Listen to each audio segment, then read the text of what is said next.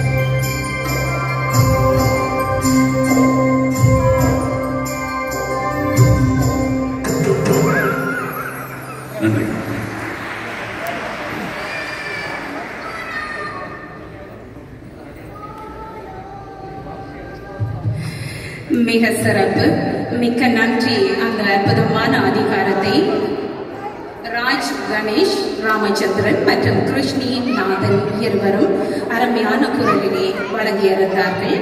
தொடர்ந்து 11வது அதிகாரமாகிய செய்நன்றி ஆதிதல் அதிகாரத்தை இப்பொழுது செய்ய போகிறார்கள்.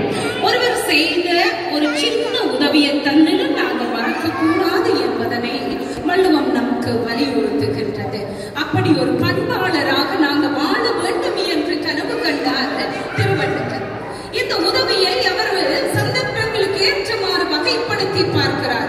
செய்யாமல் செய்த உதவி, காலத்தினால் செய்த உதவி, பயன் தூக்கார் செய்த உதவி என்று சொல்கிறார். அப்படி இன்றைய உலகம் நல்லது இல்லாதவற்றை நல்லதை சுமந்து செல்கிறது. நல்லதை எல்லாம் நன்றை மறந்து போகிறது. அவர் என்ன சொல்கிறார்? நன்றை மறப்பது நன்றென்று, நன்றல்லதை அன்றே மறப்பது நன்றி என்று சொல்கிறார். அன்றே மறந்திருக்க. ஆகவே முடிவாக என்ன சொல்கிறார்? என்னன்றி கொன்றார்க்கு ஓய்வு உண்டாம், ஆனால் ஓய்வில்லை செய் நன்றி கொன்ற மகற்கு என்று சொல்லி நன்றி கெட்ட மனிதர்களாக நாம் வாழக்கூடாது என்பதனை வலியுறுத்துகின்றது திருவள்ளுவம். இப்பொழுது அந்த அதிகாரத்தோடு பானுஜன், வசந்த பாலன், மைஷாம்பா